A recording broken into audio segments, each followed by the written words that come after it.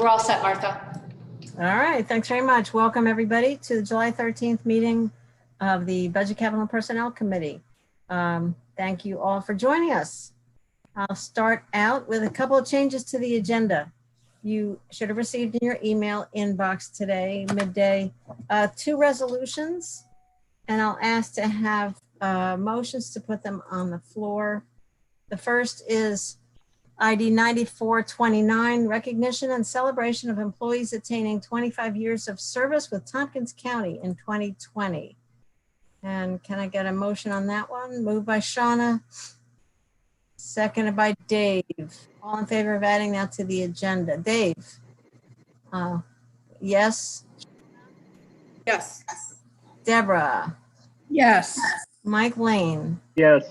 And I'm a yes. So that's added, and I'd like to add that under the Human Resources Commissioner report. And the second one in your inbox was ID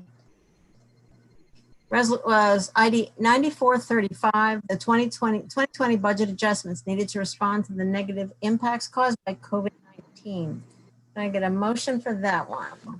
Moved by Deborah, seconded by Dave. And votes. Mike Lane? Yes. Dave McKenna?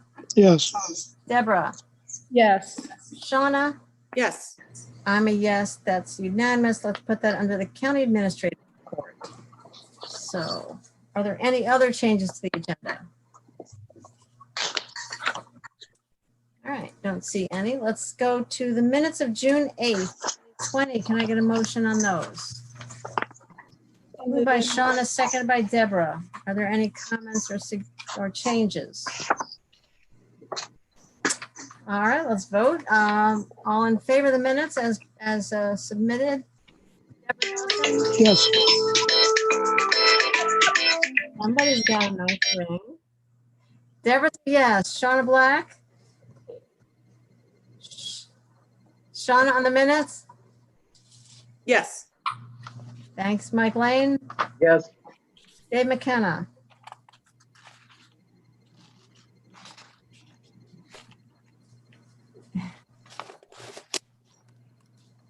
I see you, Dave. So let's consider that a yes. All right, Dave's a yes, and I'm a yes. Minutes are approved. Thank you. And Mike, good to see your camera. Good to see your face back here. I know you had some help from ITS. It's good to. Thank you. Got some help from IT to figure out that the drivers weren't working properly after an update. Well, it's good to have you all in here. All right. I would, for the committee chairs, Kathy told me this morning, just a little bit ago, there were no comments from the public. Still true, Kathy? Yes. Thank you. And I don't see Annie Corman. She said she would come to the meeting and provide a WDIC update. So we'll come back to that, and if she jumps on. So if we could take a couple of moments maybe, to look at to consider the expanded budget committee calendar schedule. And Jason and Dave and I and Kathy and I talked last week.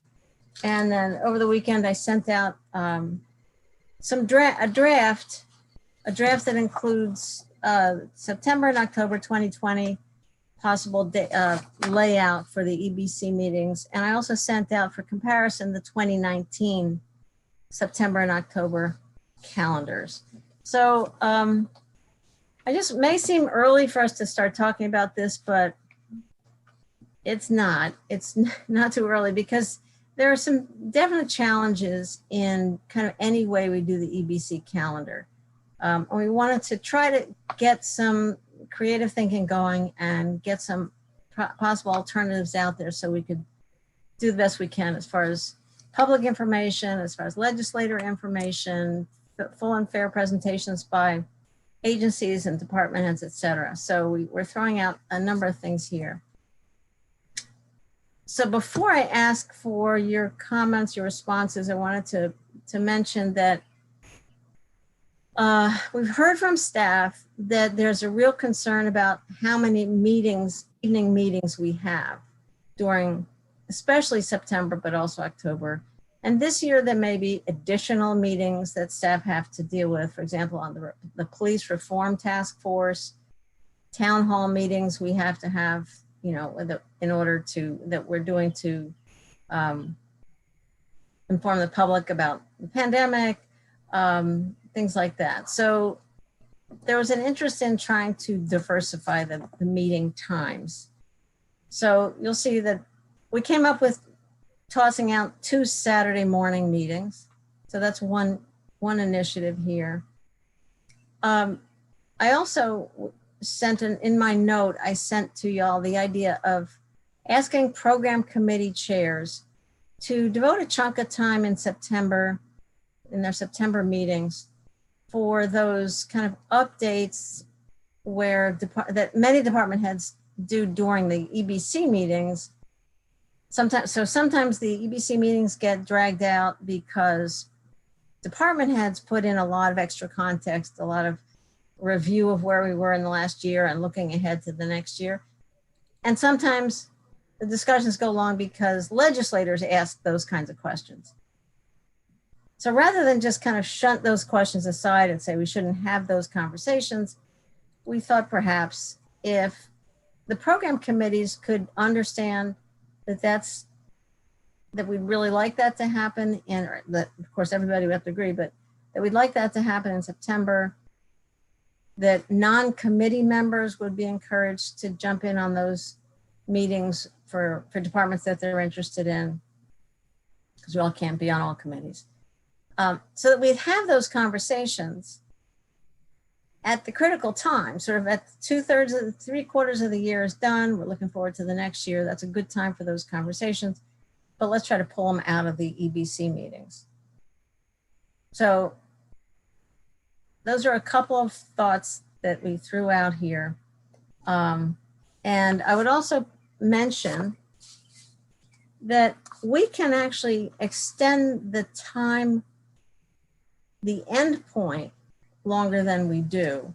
We don't, in terms of our finance and assessment departments, if we pass the budget as late as December 1st, they could manage in terms of getting the tax bills out. So we could actually extend, there's some other things we might have to do. There might be a charter change, et cetera, but we do have some options. So with that, I just wanted to, that was an explanation of the things that I sent you over the weekend, and just be happy to open it up to your thoughts about what you like, what you don't like, what are the suggestions you have. So any hands? Shauna.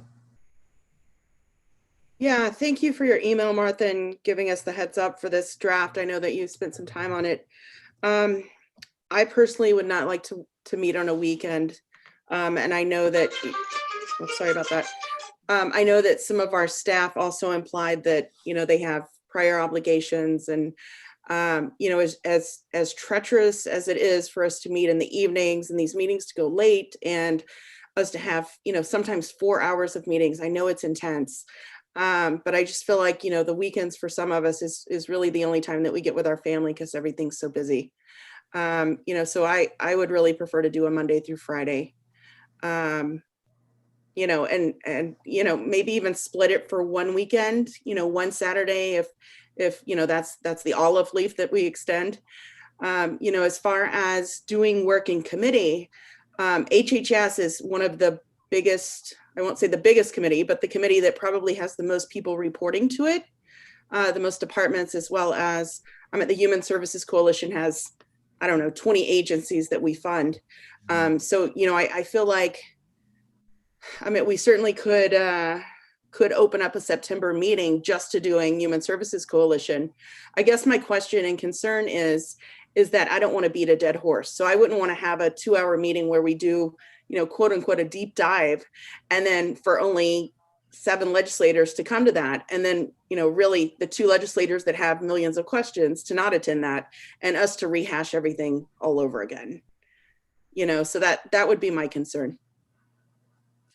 Okay, so did I hear you say maybe one Saturday? You could sort of stomach one Saturday, is that what you said? Okay. I'm willing to do that. Yeah. All right. And Shauna referenced to another document that I sent around, which was notes. Jason had sent out this question to department heads and got responses back. And then that was what he sent to me, and I forwarded that to all of you. And it was a mix. It was a good sprinkling. Some were, yes, I'd love a Saturday. Some were, anything but. So Mike and then Deborah.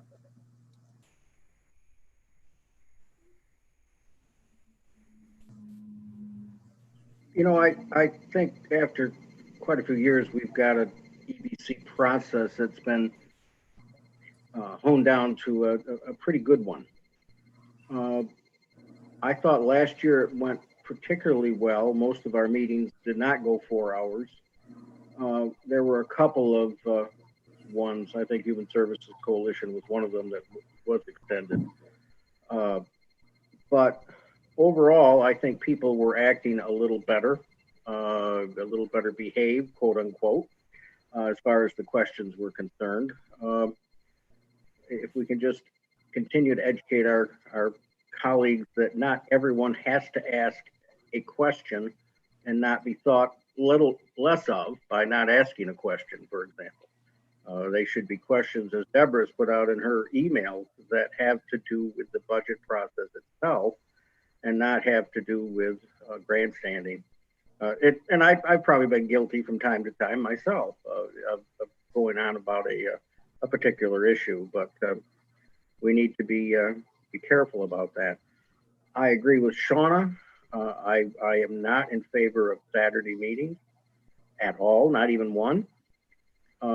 My office is open Saturday mornings, so for me to close it down and attend a Saturday meeting, I can do it. I've done it before if I had to, but it's not my preference. This is my livelihood when I work. I think that the issue of having the preliminary discussion in the committees so that we would not then have so much to discuss at the EBC, I think sounds good, but probably experience has shown us that really that doesn't really work. I can remember a long time ago when we had full budget discussions at every program committee meeting, had all of the department heads and their staff come in to do that, to talk about it at the committee level, then redid the whole thing at the EBC meeting. Most of us, especially those of us that actually work for outside, have another job, I should say, we cannot come to all of the meetings. So even if HHS, for example, is having an extensive meeting and you want us to listen to it, it's not always feasible for the other legislators to do that. So we'll probably, ask some of the same questions that were asked if we go through that. I can't help feeling that the way we're doing it is the best way we can. I was a little surprised to see the department heads polled on this before this committee had a chance to open discussion about this. So that did surprise me. I guess those are my comments at this point. Thanks, Mike. Deborah? Yeah, if the issue is trying to shorten the departmental presentations, I don't see why it wouldn't be reasonable to request that department heads submit a summary of what they've been doing, what they want us to know in writing, well enough in advance of the EBC meeting that considers their budget request, so that if somebody has a question, they can email back and get the answer, so that we're not wasting committee time, going over this ground that we all, if we're interested, can study up on in advance. So I would suggest that we get submissions in writing. Okay, so I got Mike and Shauna's hands up again, right? Okay, first, Dave, did you want to add anything? No, as I said the other day in the meeting, I'm happy with the Saturday meetings if that's what makes everybody, or what makes it work for everybody. But other than that, the way we've been doing it is fine with me. Okay. Before I go back to Sean and Mike, so we got a couple different things we're tossing around here. If the problem to solve was that having 2 or 3 or 4 meetings in a week was crushing, and I think it was. That's why I look at the September 2019 schedule. When you count legislature meetings, the first week of September we had 2 evening meetings. The second week we had 3 evening meetings. Then we had NISAC plus a ledge meeting, and then we had 2 more. So we were like week after week, we'd have 2 or 3 evening meetings.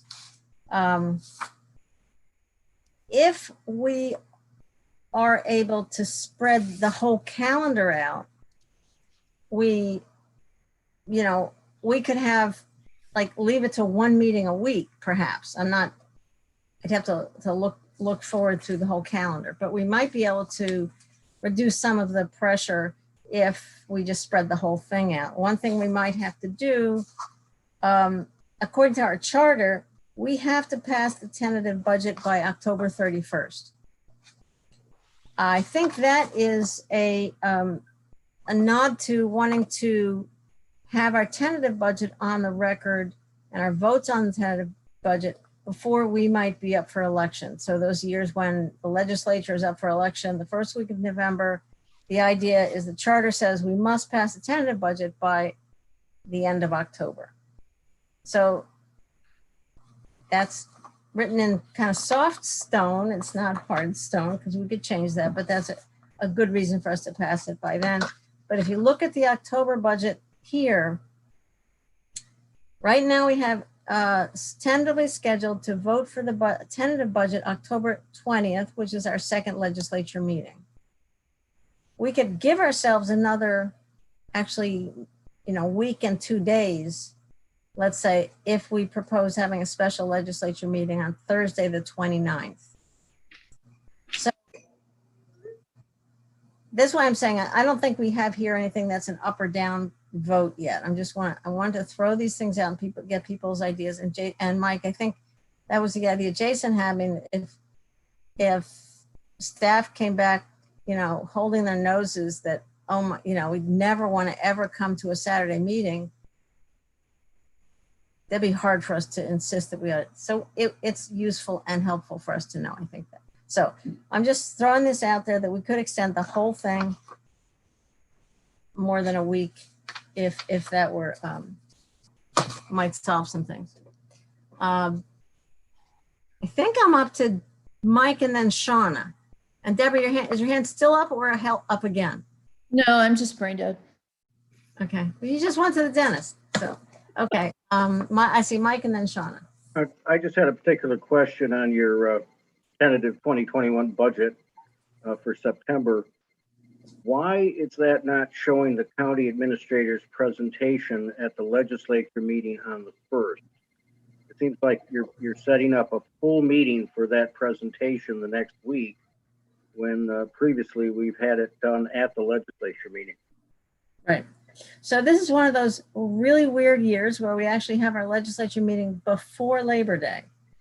So in talking that through, and Jason, if you want to jump in here, the idea was it might be tough for the staff to have the budget ready by the 1st. But that's obviously another point of flexibility here, where if we had some departments present, or maybe that's when we do the capital budget, if we actually kept it on the 8th. Jason, why don't you jump in here? Right. I mean, it's an early year this year. I mean, Labor Day is actually the latest it could be. And I think the question came up of, does it have to be on the first legislative meeting? If not, would another week provide us with some more time to put it together, considering everything? And the answer to that is yes, but also if we were to present, we could do a few departments that meeting as well. and be able to get through some things along with the budget presentation. So yeah, I wouldn't see that the administrator's presentation would take up the whole meeting. Jason, do you have any better feeling yet whether September 1st is going to be, really hard for all of you, or you think you could do it? And do you have any sense at this point? I mean, we have several things going on right now, particularly with the COVID response. That definitely has created more obstacles in putting together a budget. I mean, under normal circumstances, it's a very rigorous process to put the budget together. Kevin and I spend, pretty much for the most part, 8 weeks nonstop putting it together. Throw COVID in it, and it's not as if I'm completely disconnected from the response. So having an extra week isn't going to hurt. Also, to be honest, the more information we have before we finalize the budget, the better, in terms of being able to put real information in the budget to make good decisions. So another week is always going to be helpful in this case, particularly more so in this year. The question I think we had when we spoke earlier, Martha, was if the charter requires it to be presented on the first meeting of September, and I don't think it does. Thanks, Jason. Shauna, is that all you had, Mike? Okay, Shauna? Yeah, I think one thing too that we can remember that we haven't had in years past is the ability for us to look at committee meetings via YouTube and at our leisure. And so, if I can't attend public safety, I can attend it, or I can watch the video at 9 p.m. whenever my kids are asleep. So, I mean, that gives us some flexibility. If there are questions that need to be asked, I mean, you can always, contact the person and ask those, but, just keep that in the back of your mind too. Yeah, that's actually one of the things I was thinking of when, if the program committee meetings do have that time, everybody knows ahead of time that's going to happen. And yeah, you can't make that specific time, but you can tune in later. And that conversation exists. And I really do believe that there's a difference when people are talking with each other in real time. So the questions that the 7 may ask, that the 7 may think of later, I mean, if they at least have that YouTube conversation to go back and look at, I think there's a plus. And in any case, it gives the chair of BCP a little more leverage to say, you had a chance to ask this question before, so we're going to move on. So go look at the video. So I would like, whatever the schedule is that we work out, I think in order to streamline the budget conversations and decisions without stomping on people's legitimate right and obligation to understand what our departments do, I would like to kind of roll that out and see if committee chairs would be willing to do that. So I don't see any other hands. Henry, did you want to add anything in here? Oh, there's Annie too. Hey, Annie. Does he have anything to suggest? Nope. Okay, Annie. Are we doing WDIC, or I just got in? Yeah, no, we jumped into talking about the budget calendar. So we're going to come back to WDIC since you weren't on when we went to that. So there was a budget calendar put out? Yeah, we put it out to the committee. We wanted a draft calendar just to get a conversation going about, how to try to organize the fall. And really, this is just in the initial conversation. So, all right. Well, let me also mention one other detail about the budget. Assuming many of us may still want to have those books, the budget books. I talked about this with Kathy, and I don't think anybody's going to be mailing those books. So I think that we probably, Kathy, do you Will be hand delivering them, right? what? Jason will be hand delivering them. Yeah, I don't think so. Instacart, maybe. Kathy, do you want to know how many people actually want a printed book? Maybe some people don't want one. I do. Sure. Yeah, that probably would be helpful. We could still have a couple extra copies available if needed. Okay. And I think that then we would have we would ask people to come downtown and pick them up. See if your fobs still work, So. Yeah, if we can get that message to Kevin, before he goes to print. Yeah. Okay. All right. So, if there's no, direction is among this group, you really want to avoid Saturdays. And I heard that from Leslin as well over the weekend. So I think we probably go back to the drawing board and look at a calendar that says avoid the Saturdays. So unless Kathy or Jason, you have anything else to add on this? Mike, let me go to Mike.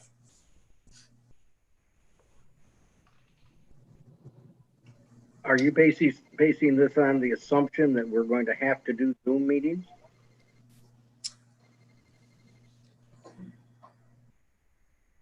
Or are you saying, well, let's see if we're going to be able to meet in chambers? Well, I don't think it really matters. I mean, well, if you're going to meet in chambers, I don't think you need to make special trips to pick up budget books. Okay, so that's fair. So that's in September. Well, a lot's going to happen between now and September. As far as the schedule and the calendar, I think I don't have a great feeling about where we're going to be in 2 months. Just saying. So I'm not sure anything's going to be wildly different and better in terms of not having Zoom meetings. Maybe we will end up with sort of hybrid where we can have people's choice about coming in or not.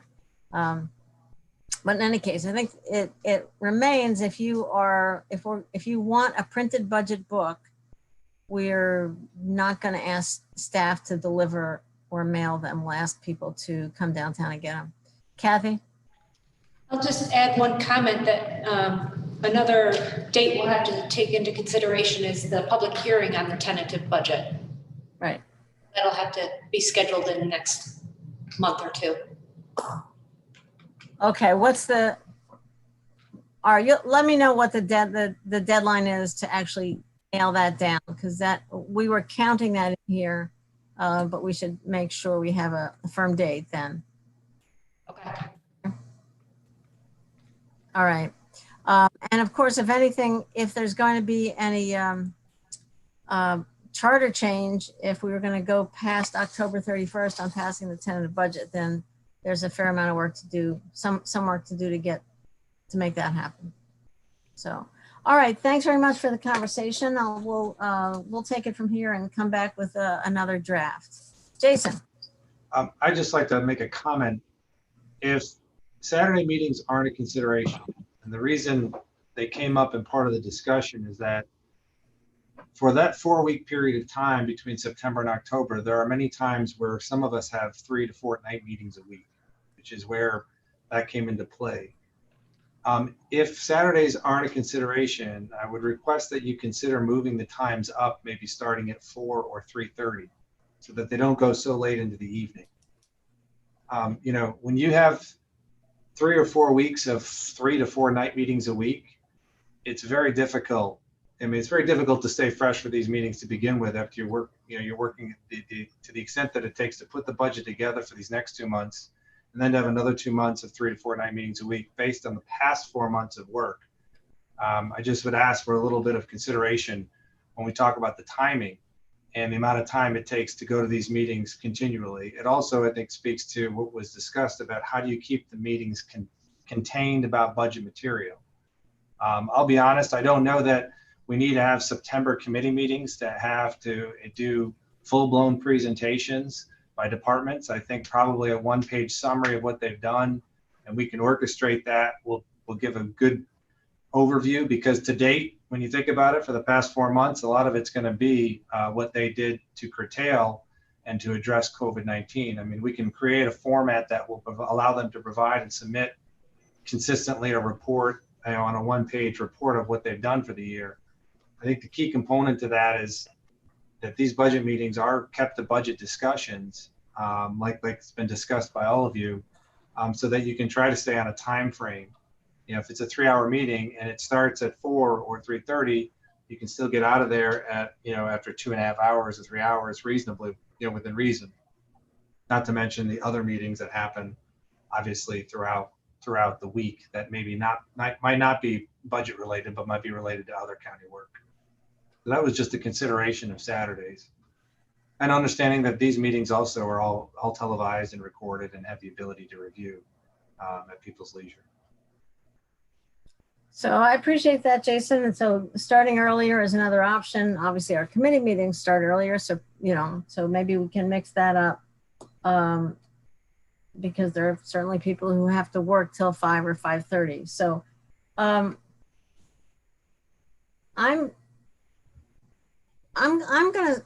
gonna be a champion of conversation. I think that this might actually be a year when we do need specifically to give time to our department heads to hear what they have had to give up, what they are not, what they're not going to be doing, what they wanted to do, but et cetera. So I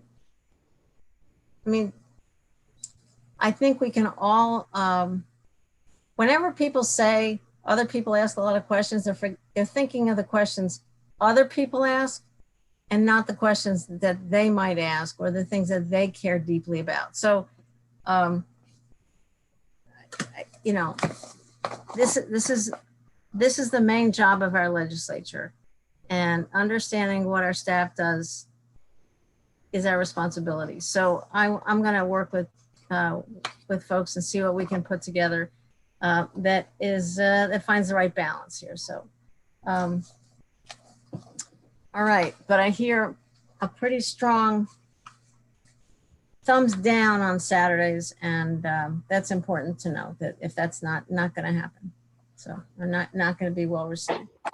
All right, if I can, let's go to just a quick reminder. Other part of my report, August 19th, we polled everybody earlier, and August 19th at 3 o'clock, we'll have a special BCP meeting to talk about the audit. At that point, Rick says he'll be ready, and that's when we will have a special meeting just for that purpose. That's a Wednesday. August 9th or August 19th? Yeah, on the printed agenda, it's incorrect, and I can't remember if I probably put that in there wrong, but it's August 19th. In the online agenda, it's correct. So August 19th, 3 o'clock. Thank you. WDIC, Ann Corman, welcome, and love to hear a few words from you about WDIC. Thank you.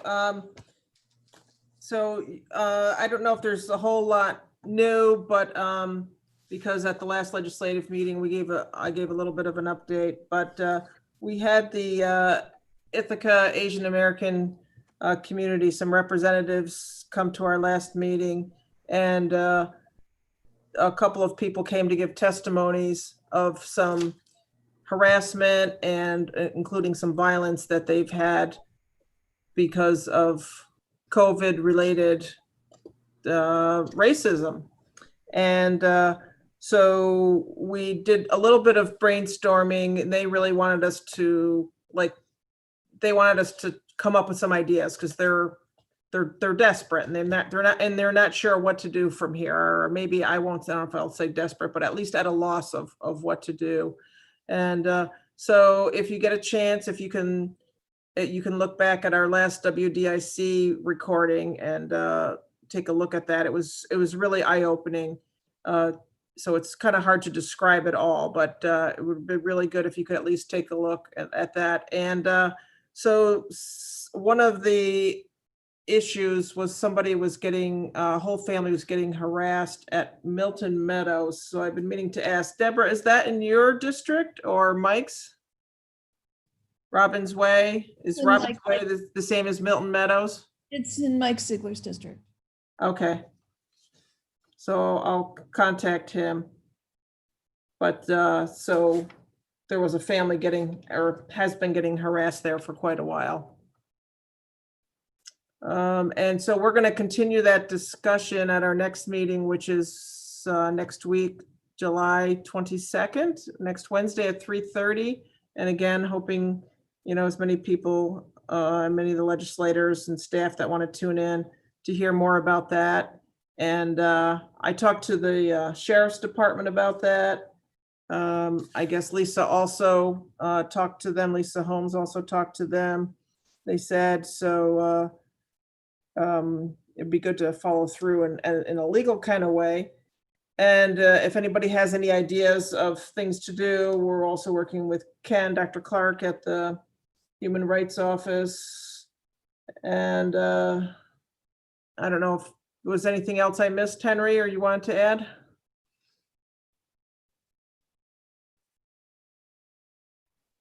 No, I think that's about it. Okay. All right, thank you. And that's All right, it. thanks very much, Annie. Appreciate that. Any questions? Shauna? Hey, Annie, you're also welcome. Either you or Henry can come into the Human Rights Commission. I know that there was a situation that involved some racist comments on some city property, and we've involved the city police, and the commission is kind of taking these different situations, really, they're trying to do the work here. So feel free to, we could touch base, and if you want to involve the Human Rights Commission, I know that they're there if you need them. Yeah, that would be great. That was one of the things that I was wondering about. And so if you could, yeah, we can talk offline and about that, me, you, and Henry. That's great. Yes. Thank you for that idea. Sure. Thank you. Okay, thank you all. Thanks very much. County Administrator report. Jason, I had suggested we put the new resolution in under your report, and you chatted and said, why don't we put that last, because we got so many other staff waiting for these other resolutions. So let's move that to the just above appointments.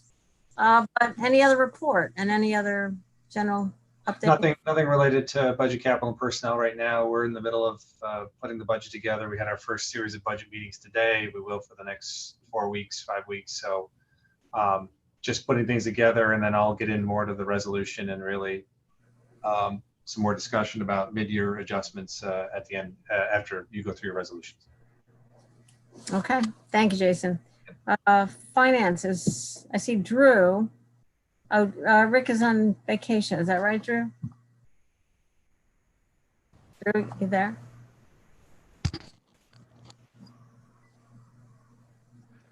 I am here. Sorry about that. I'm trying to do a few things at one time. Rick is here this week, and he's here this week and next week, and then on vacation. But I did talk with him. I'm going to sit in on this meeting for him, and there is no further report. He mentioned the room tax at the last ledge meeting, and he'll get updated sales tax later this month. Okay, we can't wait. All right, thanks very much, Drew. Lisa Holmes, Human Resources Commissioner. Lisa, there you go. Hi, Lisa. Hi. Just a few quick updates. We still have 1 week left in our posting for the Chief Equity Diversity Officer search. So that's coming along. We have, applications are rolling in for that. Today we have posted the Human Resources Commissioner position. So that will be posting for the next month or so. And we have been, we did some educational sessions about the retirement incentive, and those retirement announcements are continuing to roll in. And we are preparing communication to our current retirees, including educational materials. And we're going to be posting a pre-taped Zoom session for people to watch in lieu of meeting in person in large sessions, but we are inviting people to contact us, one-on-one with their questions. So those are my brief updates, and then I have the resolution that was attached today as a late coming Okay. resolution. Thank you, Lisa. Any questions? Mike Lane? Lisa, I wondered how are we doing with the applications for the Chief Equity and Diversity position? Are we getting a number of applicants? We sure are. I think right now between 15 and 20 we've received. That's good. Yeah, very good. Thank you. Mhm. I suspect we'll probably get a lot more towards the end of the week. We usually get, usually as you get across the last 3 or 4 days of the deadline, you usually end up getting a lot more applications. Yeah, that's what I've seen. A lot at the beginning, a lull in the middle, and a whole lot more at the end. I'm glad that you posted the human resources position. Could you tell us who the search committees are for both of those? I could. I don't think we finalized the HR commissioner yet, but we can definitely put out the names out to the group if you don't have them in front of you, Lisa. Yeah, I have for the Chief Equity Diversity Officer from the legislature. Let's see, we have Leslin from the legislature, Dr. Clark. We have Renee Borgella, who's on the Diversity, Inclusion, and Fusion team. Angela Winfield from Cornell. Annie Corman. Irene Kehoe from Assessment. Gladys Brangman from the Human Rights Commission and the chair, and Jason, Amy, myself. Yeah. And then Lisa, the process we're going to engage in with legislators as well as the Human Rights Commission and other folks, you just explain some of the kind of the follow-up, the Q&A follow-up that we'll have with each finalist. Sure. So that I just named who was on the interview panel. In conjunction with that, we are going to be offering, question and answer session opportunities.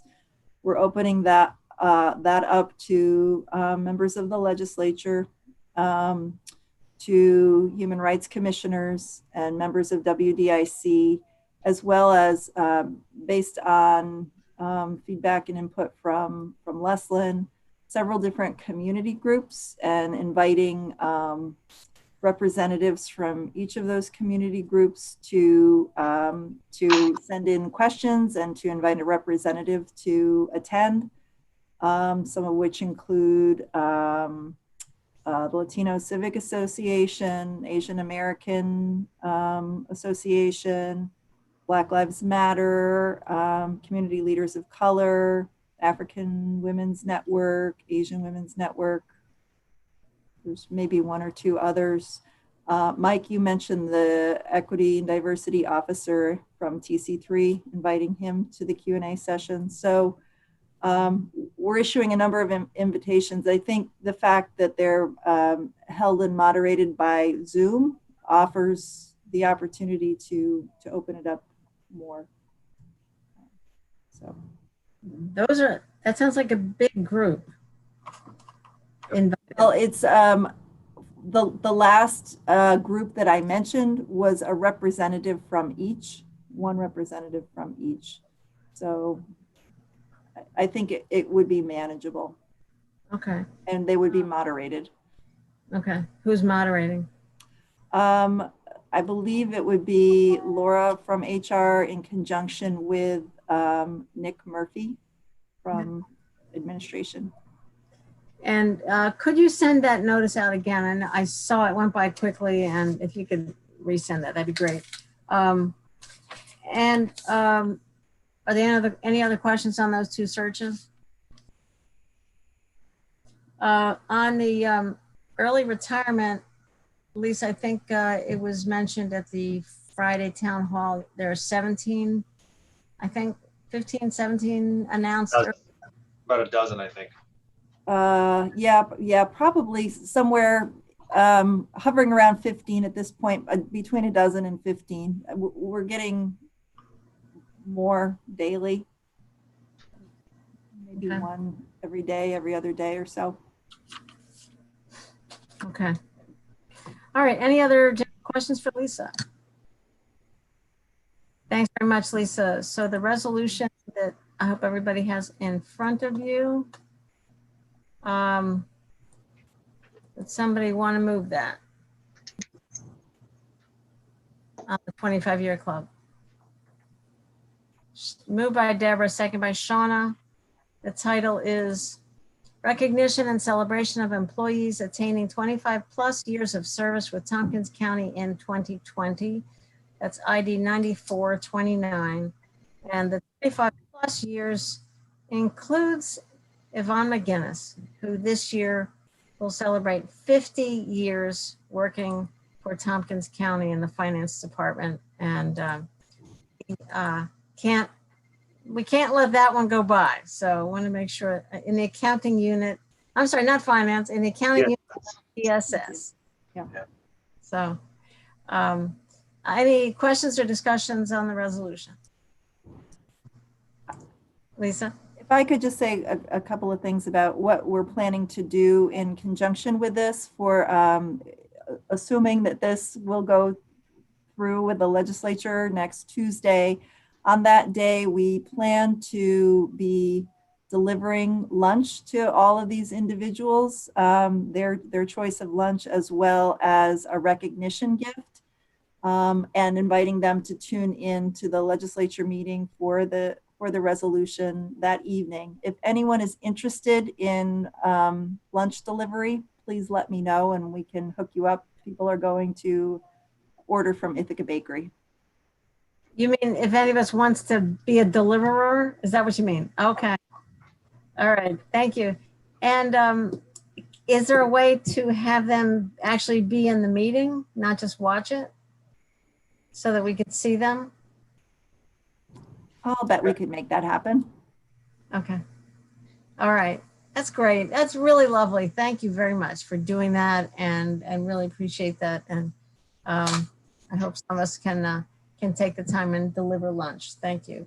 All right, we're ready to vote on the resolution. Dave McKenna? Yes. Deborah Dawson? Yes. Shauna?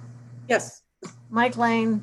Yes. And I'm a yes. All right. Thank you so much. That's great. Terrific. Martha, what's Yeah. the date? What's the date that they're doing the lunch delivery? It's the same date as the legislature meeting, the 21st. Okay. Okay. Thank you. Hey, can you send a note about that out to legislators too? Sure will. Thanks. Great. All right. We're up to Communications Director Dominic. Hello, Dominic. How are you? I'm doing well. How are you today? All right. Thanks for joining us. We wanted to follow up on a conversation that was begun at the Expanded Budget Committee a couple of weeks ago, and about outreach of the 2021 budget. And so Dominic and I had a quick phone call last week and just wanted to let you tell us what you're thinking of and brainstorm with you a little bit. Yeah, certainly. So thanks for that conversation last week. We spoke, and I spoke with Jason as well, about the opportunity to leverage the YouTube channel. And we have our legislative meetings on there and committees, obviously, but there's the opportunity to host other types of Q&A sessions with the community, or we could probably do through one or two meetings what would have been done in the past via more meetings around the community. So we can do that, and I'm happy to hop in and moderate on the back end of YouTube, take questions in from folks. We talked through some of the folks who usually show up and ask questions, and making sure that they get an invite to that. The other benefit of that is that it's archived and a place where we can point people to as they have questions. The other thing we talked about was ensuring that we had a web page on the website set up. The legislature pages on the Tompkins County website have been migrated over to the new system, so it's a good space to share ways for people to engage, and we can embed the videos right there. We also talked about doing a few more press release style, or engaging with the media for some interviews to go more deeply on certain topics that are of interest. So those were some of the things that we talked about to kick it off, as well as sharing on listservs and things. Thanks, Dominic. Any thoughts or questions, suggestions from folks? Looks like you have the go-ahead. All right, great. All right, yeah, and I think the town hall forum, that we've done now I guess we're going to every other week or so. That might be a good at the right time, maybe after Jason has presented the budget, the tentative proposed budget. Might be a good topic for sort of a special focus on one of those town hall meetings. Yeah, and we've had good success with folks submitting questions to me beforehand, and getting all of those lined up. So I think that would be a good format, and we can advertise it leading up pretty well across all different channels. Okay. All right. Thanks very much, Dominic. Appreciate your being here. And I thought there'd be more conversation, but you just nailed it, I guess. Thank you. All right. We have a number of resolutions here to go through. Got my papers in front of me. We got packet page 12. Contingent fund resolution. Does somebody want to move this one? Shauna, you want to read the title and all? Sure, I so move resolution ID 9394, appropriation from contingent fund, terminal pay, information technology services. Thank you. Seconded by Dave. I think I saw your hand. Yes. Okay. Any discussion, questions? All right. To vote on this, Shauna, Yes. Deborah, Yes. Mike Lane, Yes. and Dave, Yes.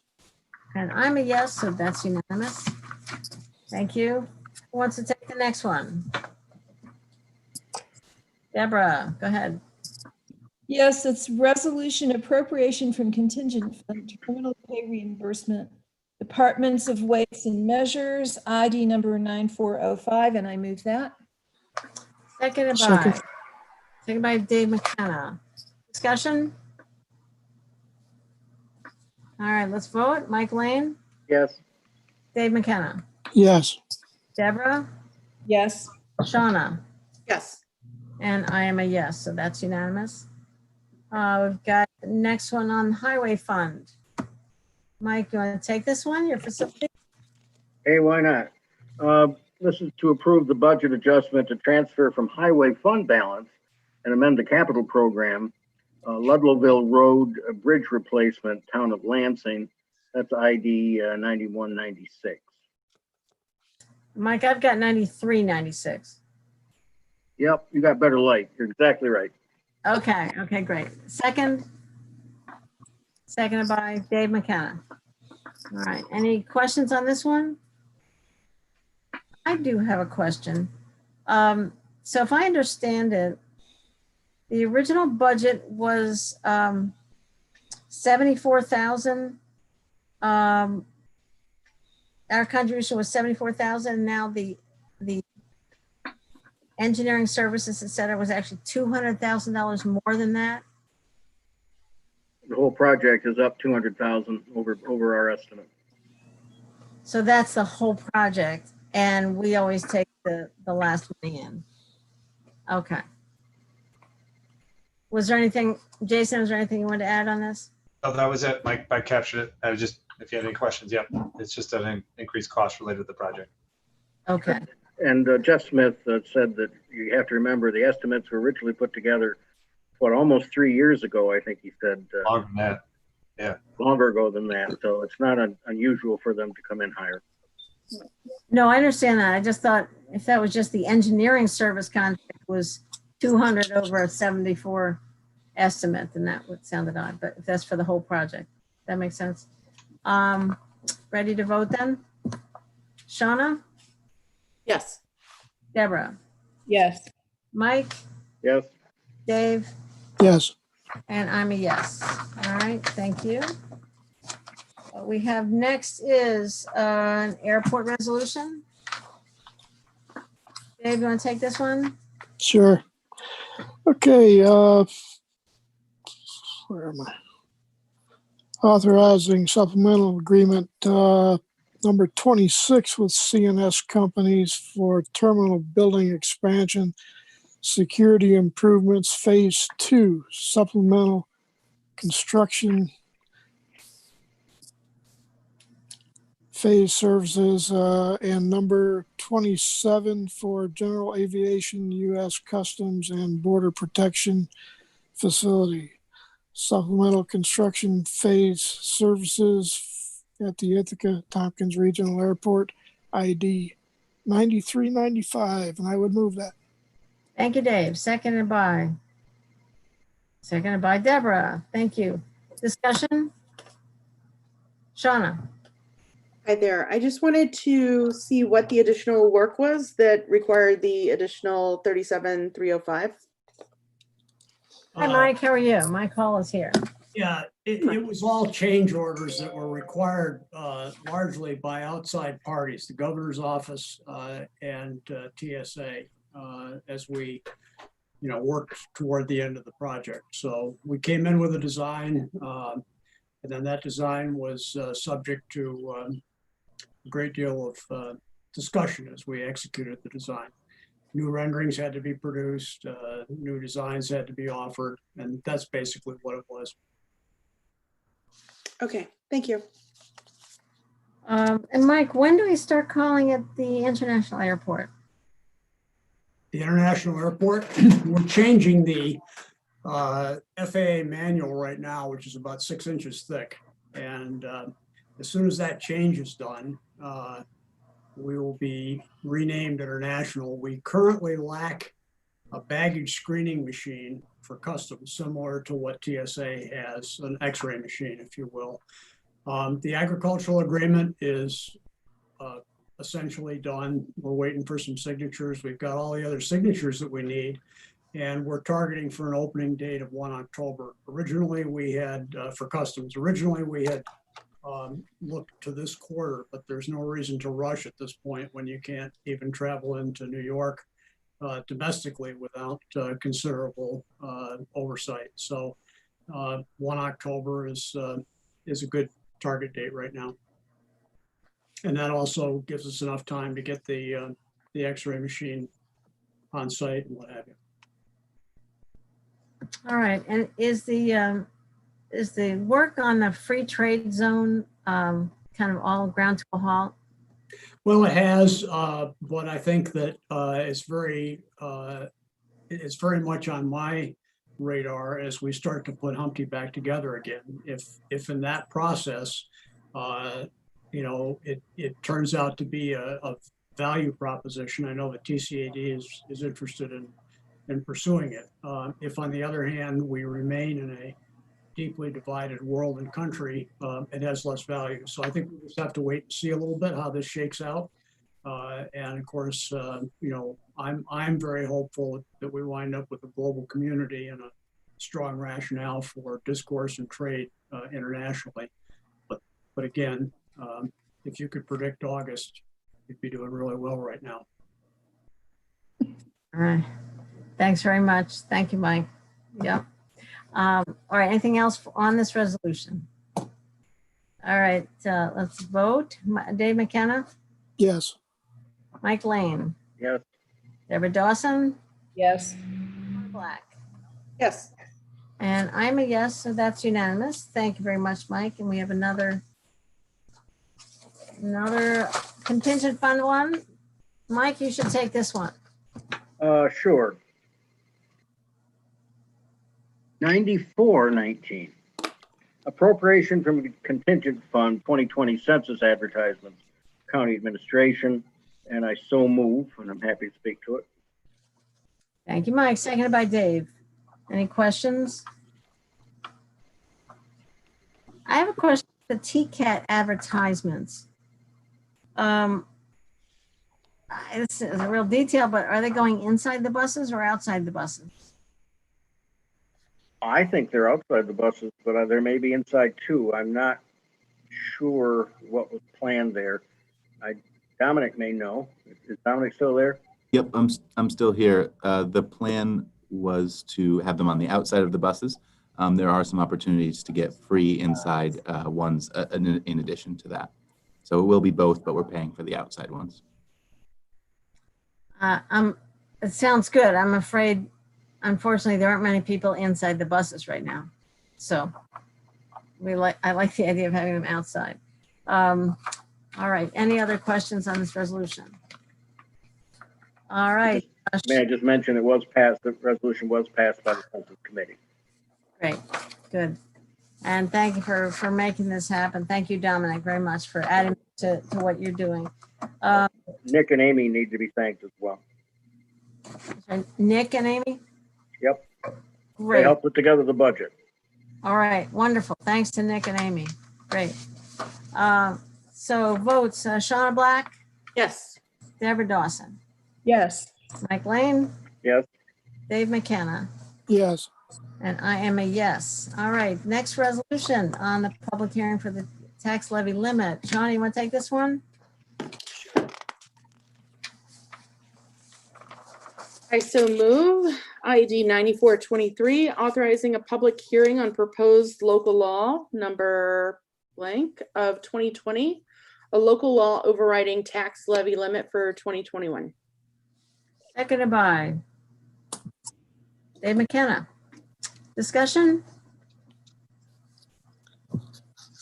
I will say that I corresponded with Kathy this morning about the language about where the hearing is being held. And I know Sean is working on this with staff about how we hold public hearings. How can we let people in if it's a Zoom situation? So, so we may end up changing the language next Tuesday at the legislature, or when we do have to advertise how people can join the meeting. So we're gonna probably figure that out in another day or two. Mike Lane. I just wanted to say that we've been doing this resolution and then the repealer every year for a lot of years. I think we've only gone over the tax cap once, maybe twice in all the time I can remember since it was initiated. It's important to have it out there because this year is not like other years. Absolutely. Second that notion.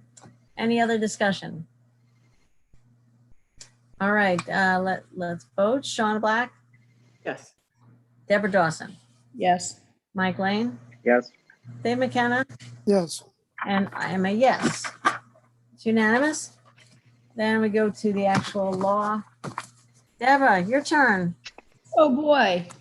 Okay, resolution adoption of local law number blank of 2020, a local law overriding tax levy limit for 2021. That's ID 90, oh my God, 9024. 9424, thank you. You laugh at me. I thought I was on mute. I'm sorry. We could see you laughing anyway. Jason. It's not that funny. Your eyes will get there too. I'm almost there. Did I see a second by Shauna? Sure. Okay. Any discussion? I sure hope we don't have to use this. Yeah. Don't hold your breath, Deborah. Are you kidding? I know, but geez. Okay. I know. All right. Ready to vote? All right. Let's go to Dave McKenna, Yes. Mike Lane, Yes. Deborah Dawson, Yes. Shauna Black, Yes. and I'm a yes. That's unanimous. Thank you very much. All right. That is, did I get them all? We have one appointment to the Workforce Diversity and Inclusion Committee, Kit Kephart from Social Services. Can I get that? Did we pass this budget adjustment resolution that you added? I don't think so. We're going to talk about it. That's next. We're going to get to that. Yeah. So we have the appointment. Can I get a nomination for Kit's name for WDIC? Shauna moves that. Seconded by Deborah. Discussion? All right, let's vote. Mike Lane, Yes. Dave McKenna, Yes. Shauna Black, Yes. Deborah Dawson, Yes. and I'm a yes. So that's unanimous. Thank you very much. So back to County Administrator and the resolution that came in your inbox today. So Jason, do you want to discuss it first, or should we get on the floor? It's up to you. All right, let's get it on the floor. If I can get a motion, if you can all pull it up. Moved by Deborah, seconded by Dave McKenna. All right. So we're all going to be peering at our screens now, Jason, because we don't have this on paper, but why don't you go ahead and introduce and tell us about this one? It's okay Sure, as long as it's not in fine print, you know. A lot of fine print, yeah. I put my glasses in. Well, to that point, so in May we talked about a series of actions, expenditure reductions, pausing on hiring freeze and expenditure freezes, and we also talked about furloughs. This addresses pretty much the expenditure pauses or reductions. Basically, department heads were asked to curtail expenses, equipment, other areas that they felt not necessary to spend this year because we're facing a multi-million-dollar deficit. This basically makes the accounting changes in the finance software. So these actions have been taken, meaning the department heads have not moved forward with those expenditures, and therefore to actually make the change in the budget, which would have to happen either at this point in time or at some point in time, because of the dynamic of what we're going through. In any normal year, if one budget line was underspent, it really wouldn't be a big issue. But because you have a specific effort to do so, I think it's important to change the accounting system. And the way to do that is through a resolution like this. So what we have here is some revenue changes and some appropriation changes. And for the most part, it's everything we've talked, when we talked about in the bigger picture, it's everything that we had talked about that led into those numbers in the past. So when I spoke about this in May, we had roughly identified about $1.5 million worth of reduction. This one has about 1.8 at the end of the day net. And there's a reason why that is, because there's been a few additional reductions included in there.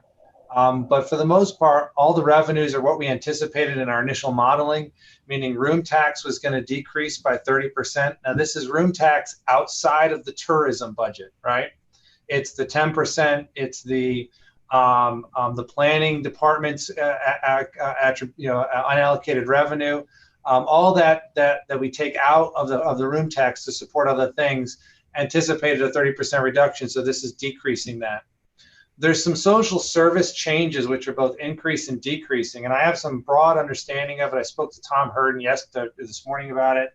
Basically, there are changes in some state and federal aid, which would increase some revenue. And then there are some changes in expenditures, which increase expenditures around safety net. And I'll talk about that when we go through the appropriations.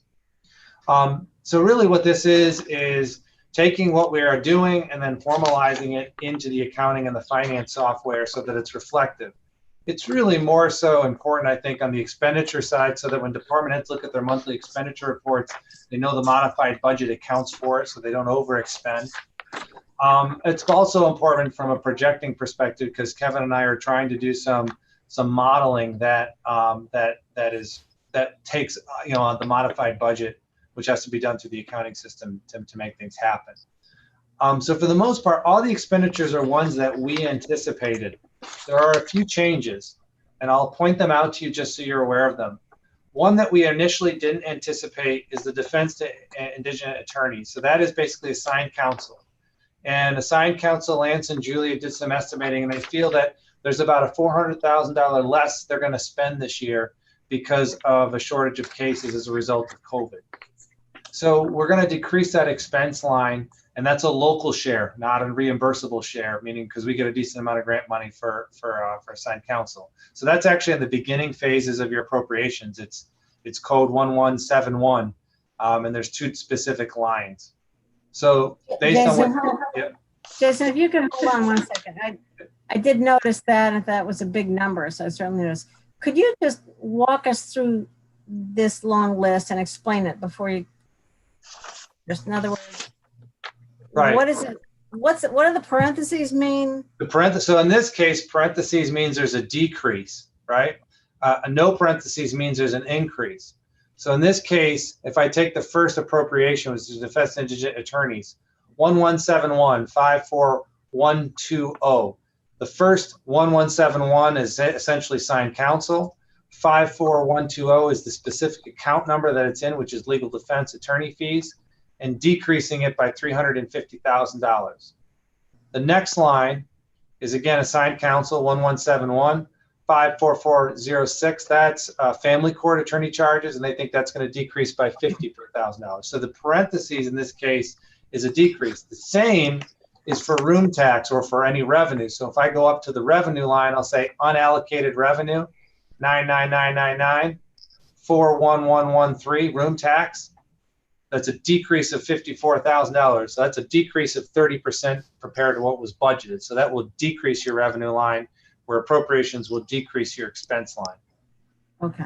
All right. So, and an increase means it increases. So obviously, we always like to see increases in revenue and decreases in expenses, but obviously, for obvious reasons, that's not always the case.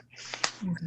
So when we asked department heads to come up with budget reductions in April, here's a lot of what this is all that they shared. So a lot of it, you'll see there's vehicles or there's equipment or there's training.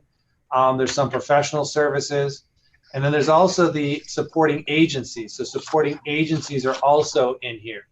So supporting agencies are spread throughout, but I'll draw your attention to a few of them.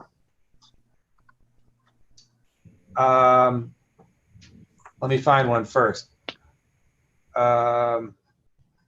Page 3. Yeah, page 3 would have more of it. It's say, for example, so you've got TC Action, Basic Substances, that's HSC, that's Human Service Coalition, 6305. Human Service Planning and Coordination, OAR Core Services. So that's reflective of a 25% reduction in their third quarter payment. Okay. So in that essence, this is all a reflection of all the actions that have been taken. The last one, contribution to debt service, that's the reduction of the $500,000 payment or $500,000 expenditure related to the design of the downtown facility that we're just not going to be expending this year, because I don't think we're going to be doing any design work on the downtown facility right now. So these are all, and I just want to say, these are all one-time reductions in expenditures, right? It doesn't impact their target budget, because really it's, their target budget is what it is right now. And next year you'll determine what it's going to be. But this is saying for this year, we're reducing these expenditures one time for this year because we're going to have an operating deficit. If I can draw your attention to page 3, there's 2 specific ones I want to point out, 3 actually. On social services, 6100 54400 program expense. You'll see it's a reduction of 1.451 million. That's the basically reduced expenditure related to the weekly Medicaid shares as a result of the EF-MAP aid, right? Because that's not actually an increase in revenue for us, it's a decrease in weekly Medicaid shares, so it's a decrease in expense. And then the other 2 I want to draw your attention to is 6119 54400 program expense. That's 500,000. That's an increase of it. And if you go down another 2 slots, there's an increase of 1.3 million. Now there's a corresponding offset in increased revenue, but basically this is primarily related to safety net changes. So there's an increase in costs related to safety net for this year. And when I asked Tom about it, we talked a little bit about several things that he thinks are contributing to the expected increase in safety net costs. One, there's a decrease in family public assistance, meaning folks are exhausting their 5-year limitation, their 5-year lifetime benefit. So this is the continual transition of folks coming off the federal benefit, which is a total federal cost, and shifting over to safety net, which is a split shared state local cost. That's part of it. Some of it also has to do with JD services that are covered under the federal benefit, but are not covered under the state benefit. The other element is that our shelter numbers were higher this year. This is an interesting dynamic. Well, it hasn't 100% been confirmed, but Tom said, when you look at the increase of Code Blue numbers in prior years, you saw a decrease in safety net numbers. Why? Because people had no requirements to get the overnight stay. So therefore they didn't, bless you. So they didn't go through the process of having to apply for safety net to get the housing benefit, which is the primary benefit. Because Code Blue has been changed a little bit, where we're not just handing out hotel rooms to folks in the evening at night, folks have, and then they're going to go into a shelter. Some folks turn away the benefit, so instead they'll sign up now for safety net to get a housing benefit. So you're seeing an interesting correlation of, as you saw, an increase in Code Blue, a decrease in safety net. Well, there's a decrease in Code Blue this year. It's about down to about 2/3. It's down 2/3 of what was the prior year. You're seeing a correlating increase in safety net because people are applying for that housing benefit.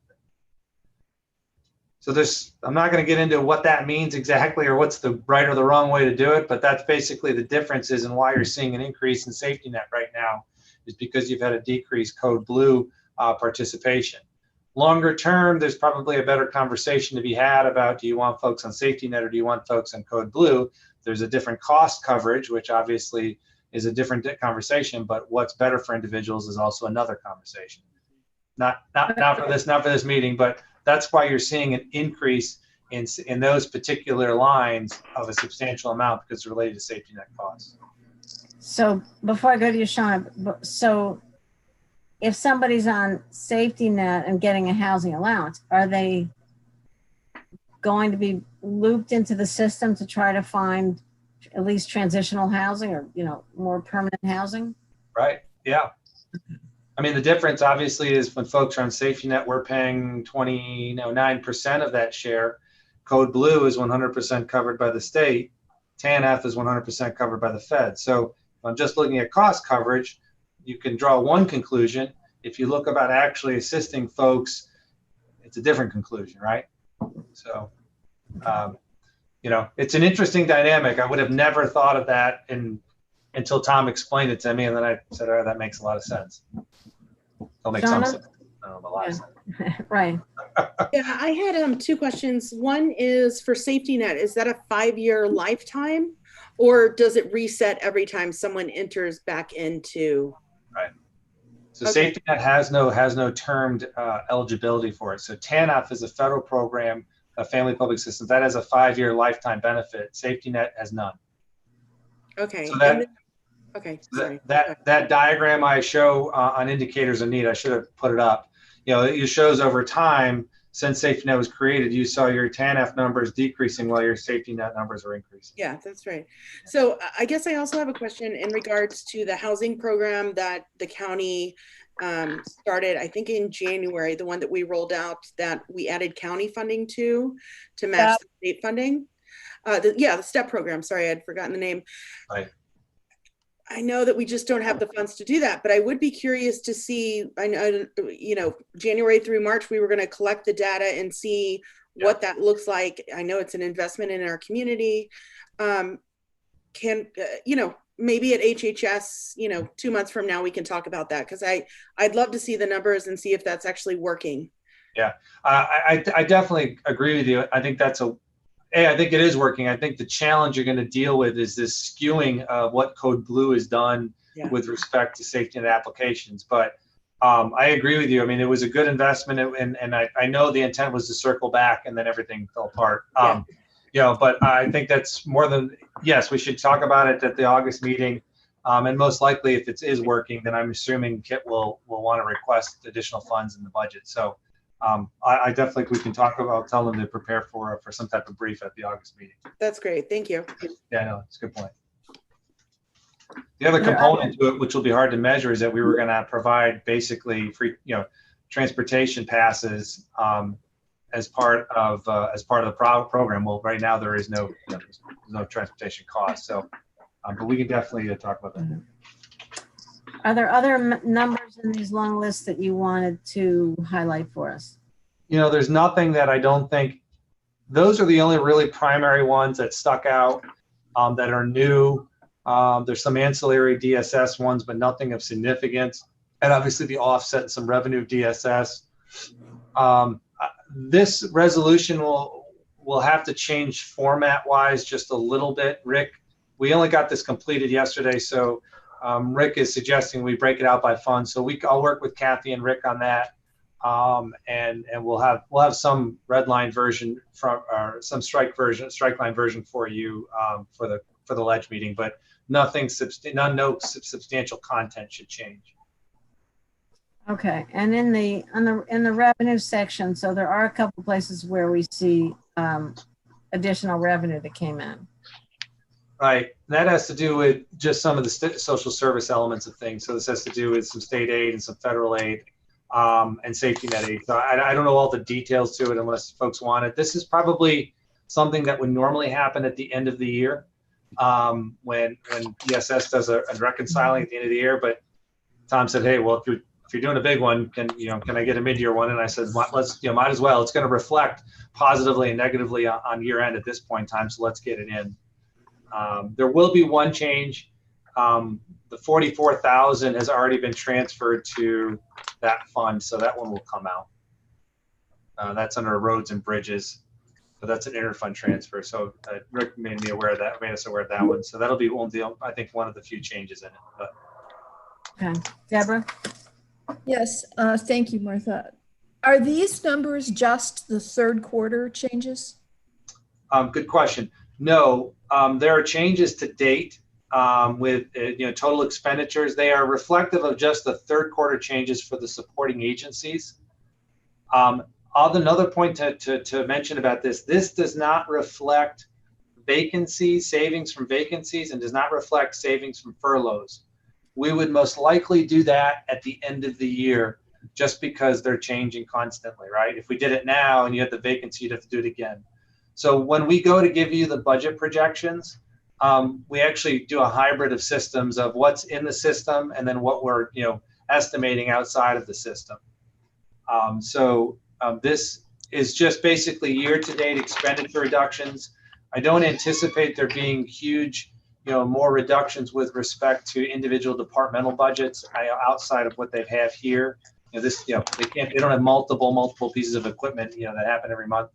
But the only thing that will change that we'll do at the end of the year would be the vacancies and the furlough savings from that, and that'll be kind of year-end major adjustment. The only other adjustment that could happen would be a fourth quarter adjustment for supporting agencies. And I can talk about that kind of after this resolution.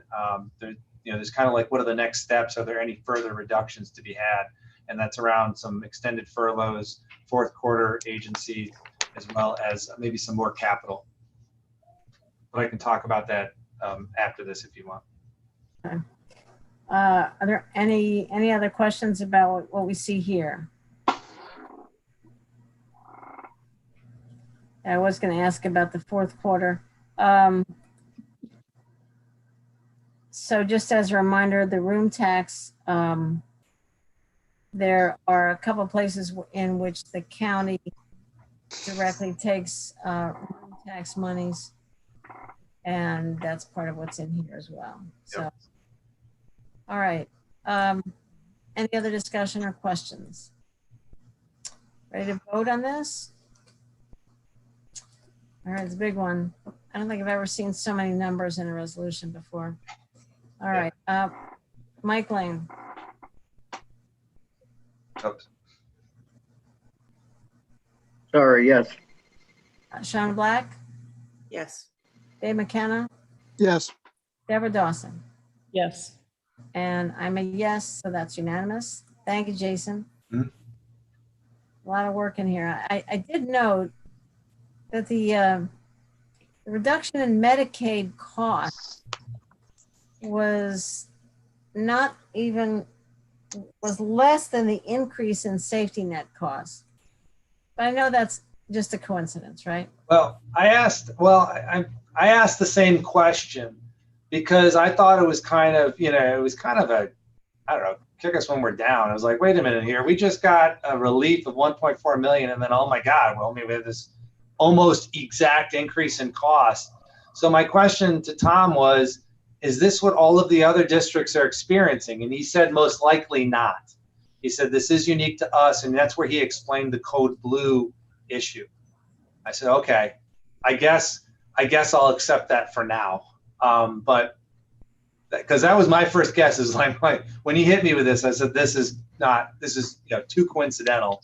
But he did say it's probably not consistent across districts because of this code blue issue. Okay, well, we'll see what happens next month. Yeah.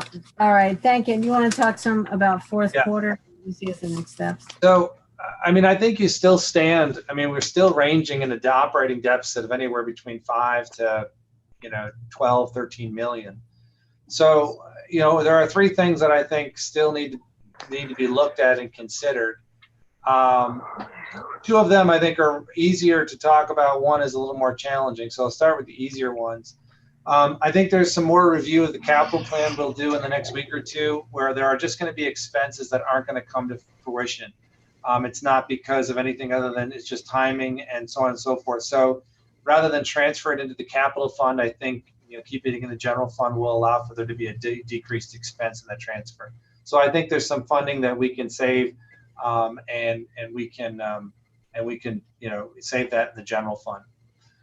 Fourth quarter reductions by another 25%. I think it's likely that we would reduce the supporting agencies by another 25% in the fourth quarter. That's roughly about $500,000. When I spoke to when I spoke to all the supporting agencies, I said it's probably likely it'll be a third quarter, most likely a fourth quarter in anticipation. And most of them, I think, all of them that I've talked to have expected this and have prepared for it. So I don't think it's going to be unreasonable to do that again. And then the other issue is continuing furloughs for an extended period of time beyond the July 31st timeframe. So when we did the furloughs initially, there was about 100 of them. About 10 or 12 of them were voluntary furloughs. And the furloughs, I think I've explained this before, laying off and furloughing was done a little differently in terms of expectation and the way it was approached. And that, generally speaking, when you make these decisions, it's based around reduction of expenditures or the need to reduce expenditures. It's also done around, sometimes the lack of need for productivity or service delivery. In this case, we did need to reduce expenditures because of the operating deficits that we're expecting. What's interesting about the furlough process is that, unlike in past situations that I've experienced, the individuals that were furloughed in some instances were able to make more money on unemployment than they were working. That's an anomaly based on the COVID issue and COVID itself. That benefit expires at the end of July, and it was a great benefit for the individuals. Nonetheless, we still have a multi-million-dollar operating deficit that I think will take place this year. So from my perspective, we still have the need to continue to try to have some expenditure reduction throughout the year. There are about 20 to 21, 22 positions that we've identified that we would continue on an extended furlough, at least to the remainder of the year, with several conditions. One is that we would furlough them, not completely lay them off, which is a separation of service from employment. We would continue to carry their health insurance for them. These positions are more than likely going to be recommended to be eliminated in the proposed budget. Some of the individuals in these positions are expected to retire as well, or will be retiring and have already given their notice. And keeping health insurance intact allows the employee to have the coverage for health insurance, which I think is a good idea to have. It keeps them engaged. And it also provides an opportunity that if there's another opening in the county, they can shift into that role. They can apply for it, possibly shift into it. What I would do is work with Lisa on some language that would, outside of civil service, if there's a different department, a different title, but yet they meet the minimum requirements, require department heads to include them in the interview process. So at least they'll get an interview, a preference of an interview process to be considered to be hired in the organization, so that there's opportunity for them to stay in the county and stay in public service if they have the opportunity to. But right now there's 21 positions that we've identified that we would continue to keep on furlough beyond the July 26th timeframe. with the understanding that the health insurance would continue, and that after the budget is adopted and if the position is to be abolished at the end of the year, then at that point in time, there would be a complete, a separation of service, meaning any terminal pay to them would be paid out at that time, which would be December 31st, if they weren't able to get another position with the county elsewhere. I will say that there's going to be openings and vacancies that may need to be filled, particularly in some departments that have mandated services. So there are going to be opportunities to hire people. I say that because even though those are competitive positions, most of the civil service lists at this point are starting to get exhausted, which means you'll be doing provisional appointments. You won't have a list to pick from. And as long as they qualify, meet the minimum qualifications, they could be considered from a provisional appointment. I also don't anticipate that civil service is going to get their act together anytime soon where they're going to have results from the test. So to a certain extent, folks could be considered for provisional appointments and then take the test. And then if passing the test, could be permanently appointed, following a provisional appointment. So I think there's some opportunity to create open doors and opportunities for folks, even though they may be furloughed. Okay. Thank you, Jason. Deborah? Yeah, thank you. I know that we used a different set of criteria for furloughing people this time around than we would have used if we were doing a standard RIF. So when you talk about some of these people being extended on furlough to the end of the year, will there also be people that we didn't furlough who we might consider riffing? I've asked that of department heads, and this is the list that they've come forward with. There would have been a situation where that would have been the case if an individual had voluntarily given up their seniority rights, they voluntarily were furloughed, and therefore they don't want to be extended furlough. I don't think any of these apply to that. Is that correct, Lisa? She's shaking her head no. So after I had this discussion with department heads, this is the list that I received back. So I think to answer your question in short, there are no other furloughs at this point in time that have been identified. Okay, thank you. So is 20 or 21 positions going to meet the requirements you have to cut the budget? Is that enough savings? I mean, I think it's, well, let's be honest. I mean, we're going to have upwards of $6 or $7 million, $5 or $7 million deficit on the best case scenario. So the three things that I talked about, extended furloughs, fourth quarter reductions, and capital program, saves you in total about another $1 million. So to answer your question in short, no, it won't solve the problem, but it's a big enough of an interest to be able to move the needle a little bit in the right direction for us. And these are also positions that are being slotted or being proposed as being eliminated. Okay. All right. And you must be doing that outreach. You and Lisa must be doing that outreach now or in the, very shortly to those individuals. Is that right? The next day or two, we'll be working with the department heads, and there has to be a communication to the individuals that will be returning to work on the 26th and the individuals that are going to be recommended for extended furloughs and what are the conditions around that. So we have some work to do in the next 2 or 3 days to make that communication so we can make them aware of it as soon as possible. Okay, and I'm not sure if I see your hand, Mike, one sec. I'm not sure if they ever asked quite this, but is there anybody in the 20 to 21 people who would be furloughed now who haven't already been furloughed? There are no new people. No. These are all individuals that are currently on furlough. Got it. Okay, Mike Lane. Jason, are there any ongoing discussions with the labor unions respect to the budget? There hasn't been yet, Mike, and there's only one labor contract that's current into next year. So right now, the white collar contract expires at the end of this year. Both patrol and corrections have expired 1 year and 2 years ago, respectively. And the blue collar contract only impacts 40, 45 individuals. So we have not had any robust conversations with them. Generally you would have them. I mean, I haven't had any specific about budget, only because there's no contracts next year other than one. Okay, thank you. Yeah. But don't you have to factor something in as you plan for your proposed budget to us? Well, normally we wouldn't budget an increase if there isn't one. And at this stage of the game, you know, I am going to reach out to the white collar residents, see if there's an interest in engaging in a short-term discussion or short-term contract. Even that, though, there's not a lot, you know, budget is what it is right now, and there's not a lot of money on the table. So needs to be a practical approach to it. Okay.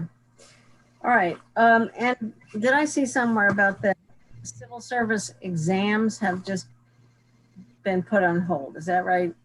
Across the board? What's the status of the, Lisa, maybe you can explain a little bit civil service exams and kind of what's going on in the civil service world of the state.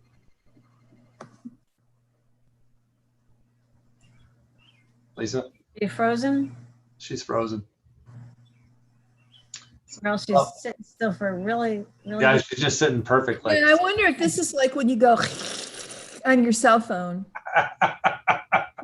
well, when she comes back, oh, wait, here we go. Oh, when she comes back, we'll let her. My understanding is that while some of the tests are still being posted, a lot of them are being canceled, or if they're being conducted, they can't be graded until they have to be graded statewide. But she may have more understanding as to when they're going to be, you know, more lists being issued. And there's a log jam. I mean, they're already backed up as it is. Hey, Lisa. Hi, sorry there. My whole thing froze, and so the question was about civil service exams. Yes. Yeah. Yeah. So they're coming back online, and we're starting to do some limited testing for the state civil service. Okay. Is there any time frame as to when do you think they might be back to a normal schedule? It's hard to say. We're following their guidance, and it's sketchy at best. Okay. It's iffy And at it's best. what? What'd you say? Sketchy at best, but we have been given the go-ahead to hold some exams, and we're doing the best we can with limiting numbers, wiping down in between if it's board, things like that, making sure we have enough space where there are larger exams for social distancing, so forth. Okay. All right. Any other questions for Jason about, or Lisa about fourth quarter? All right. Thank you very much. And I want to, while we're here, thank both of you for the support and the interest in putting forth a resolution to NISAC, to the Standing Committee on Public Employees, about civil service. And, you know, I think that would really be a big plus if we could get something going there. So thanks for your help on that. Deborah. Yeah, I have kind of an unrelated question about budgeting for next year. You know, every year there's a piece of our budget that takes into account the fact that our pension contribution for the state system is going to go up. And watching the stock market just be completely untethered from reality and having these massive increases, I'm wondering, is there really going to be a substantial increase in our pension contribution, or is this market's behavior going to eliminate the need for that? The market's this is another crystal ball question, but the market's behavior would suggest that there won't be huge increases in the retirement. Now, you know, not to get too far off the path, you know, one would suggest that the market growth, it may be artificial or may change, and there may be a huge drop, right? If you remember at the onset of COVID, you had the largest single day drop followed by the longest single day increase. That would suggest things are unstable. This growth is somewhat inconsistent with economics right now in terms of what we're seeing in the economy with the high unemployment. So I'm not an economist. I don't pretend to be one on TV, but what I do know is that some things are really odd and don't seem to add up. At some point, the other shoe's got to drop, but there's got to be a correction somewhere. Well, sorry. And the issue, to the point being of, there's a lot of factors that come into this, but if there is a correction in the market, how stiff of a correction is it and how much of a setback is it? That's when you'll start to see changes in the retirement system. Now, two things come into play here. One is the comptroller has been slowly moving back its expected return over the past several years, which is good. It's not having as an aggressive projection. So continuing to do that during good times is a good thing. The other thing from our perspective is depending on if what comes to fruition is that we do reduce the number of positions in the organization, we will have less payroll. In a future year, probably not 21, but 22, you may start to see less of a retirement bill related to less payroll. That could be offset by a change in the market going downward and retirement rates go up. So those are kind of some of the factors that come into play. Right now, there isn't anything that we've received to suggest a huge increase in retirement payments. Well, what I'm starting to see is, economists analyzing the market's behavior as a function of the amount of liquidity that the Fed is pouring in to the economy generally. So I guess as long as they're willing to pour money into it, we don't have to worry about it. Well, that too is going to stop. I mean, it won't continue forever.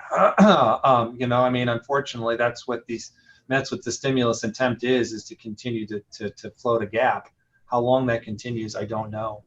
I think when you until election day is my guess. Well, I don't know. I don't know when, but I think your point is well taken. Right now, the stock market is for lack of a better term, healthy.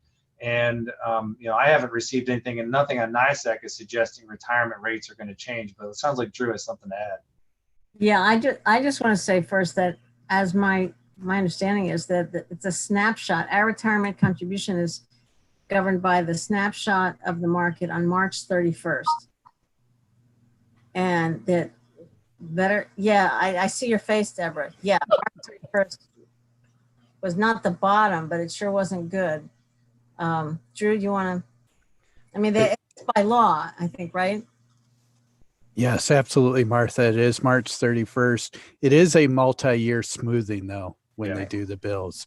So 1 year won't necessarily make a sharp change. It will influence future changes. Yeah. The smoothing out was a good point. That was to avoid the challenges of 10 years ago. Mike and I certainly remember those years when they had to make up the whole delta in 1 year. It's horrible. It was awful. Yeah. So I think it's worth watching, but I'm sure the comptroller is managing things as well as he can. The other issue is as we replace people, as people retire, and this is a shift that happens over years, but as we replace somebody who's retiring with somebody else, then they're on a lower tier or a higher tier, a higher number tier, lower cost. Mm-hmm. So. That's a good point too, is that, and we have been, that's part of the reason I think we've been benefiting over the past several years as we've grown, we've grown the size of the operation over the past maybe 5 years. You're folks coming in as tier 5s and tier 6s, leaving as tier 2s, 3s, and 4s, that tier 1s in certain instances. But so it's a good point that the tier change is also impacting in a positive way. Right. Thank you. All right. Anything else to try to see through Jason's and Lisa's crystal balls? The only thing I would bring up is that the last resolution that was adopted by the legislature talked about the furloughs being temporary to July 31st. By notion of that, it's probably in our best interest to put another resolution in front of the legislature to consider, because it's a continuation of benefits beyond the July 31st, or continuation of the furlough beyond that point. I believe technically it's probably not needed, but it's what we've done so far, and I would probably recommend that we draft something that will put some language behind it, and talk about some of the preference of opportunity for folks that are on furlough. We are in a state of emergency, so again, I don't think you need to do it, but we did it before, and I would probably suggest that it be considered at the July 21st meeting. Okay, so we'll need a. Should we have a short budget meeting before that ledge meeting, so we can pass that resolution? Yeah, I'll do a resolution up. I'll work with Lisa we'll identify that the recommended physicians will be continued with their health insurance. And again, there may be some changes in there in terms of if there's a mandated service that has been relaxed and it doesn't have the demand for personnel capability, and that changes. We may need to recall one or two of them, or depending on the circumstances. So we'll add flexibility in there. But I think it would be right to do it again via resolution because it's a continuation of those health insurance benefits. Okay, and so and since that may start before the August meeting, we have to do that in July. Yeah. All right. 5 o'clock, is that a good enough time before the ledge meeting? Is that enough time? Or 4:45? 4:45, because we need to have time between meetings to get set up for the second meeting. All right, without objection, can everybody put that into your calendar for next Tuesday? Okay. We'll draft something up in the next day or two and try and get it out to you guys ahead of time. All right. Jason, if you could just send me a title for agendas. All right, let me look at something and I'll send it to you today. Okay, great. I'll have to look at what we did before. Okay. Okay, for tomorrow, by the end of tomorrow, so we can get into the legislature. I'll give you the title, yeah. If I can't get the resolution, I will get it to you at least before the end of the week. Okay, all right. Thank you, Jason. Yeah, sorry. No, I don't apologize.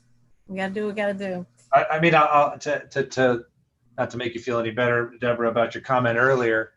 You know, I've been a chief executive officer of a municipality for, I don't know, 16, 17 years. I've never had an operating deficit on any budget I've ever proposed up until probably this year. So this is a first for me this year. And I've never, ever recommended a budget that needed a tax override until probably this coming one. Well, this year's just special. The first for everything. Hopefully it's the last. But Yeah, we can hope. Thank you very much, Jason. All right, if there's nothing else for the public part of this meeting, I would ask that we get a motion to go into executive session to talk about a personnel issue on a particular individual. And I do not expect to take any action when we come out of executive session. So moved by Deborah, second by Shauna. Any questions, discussion? All right, to vote on executive session. Jason? Do you want to say something to vote? you don't need me for this, right? Okay. No.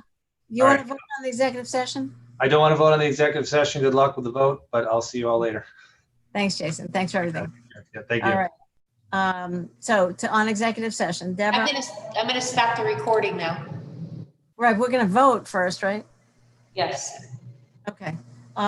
Deborah, Yes. Shauna, Yes.